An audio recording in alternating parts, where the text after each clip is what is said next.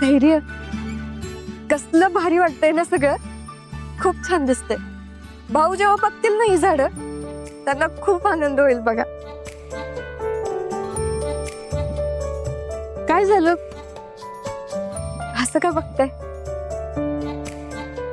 एक प्रश्न विचारू?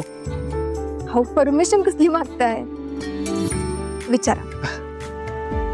म्हणजे कालपर्यंत तुम्ही एवढं घाबरत होतात की कोणीतरी आपल्याला एकत्र बघल, प्रॉब्लेम होईल, आणि आज एकदम न घाबरता एवढ्या सगळ्यांसमोर माझ्यासोबत बिनधास्त. आता मी सांगू शकते ना, आपण वृक्ष रोपण्यासाठी एकत्र आलोत बघ. आणि तसं पण आता संध्याकाळनंतर आपल्याला घाबरायचं काही कारणच उरणार नाही. का? कारण भाऊंना आज मी आपल्याबद्दल सगळं सांगणार आहे.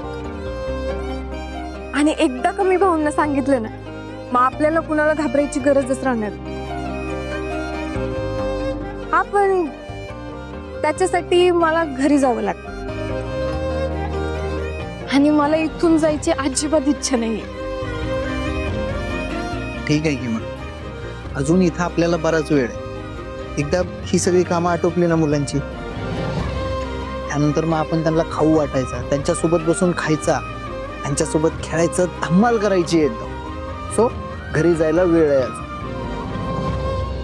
थँक्यू धैर्य, या सगळ्या सुंदर आठवणींसाठी.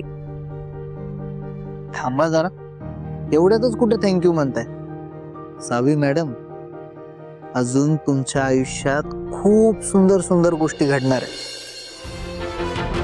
मुजुमदार इंटरनॅशनल स्कूल तर ह्याच जागेवर उभं राहणार. हा शब्द आहे माझा. किती बदललीत धैर्य.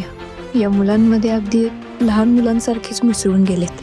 धैर्यांमधला हा बदल जसा मला दिसतोय तसा भाऊंना पण नक्की दिसेल. आणि भाऊ आमच्या प्रेमाला नक्कीच मान्यता देतील.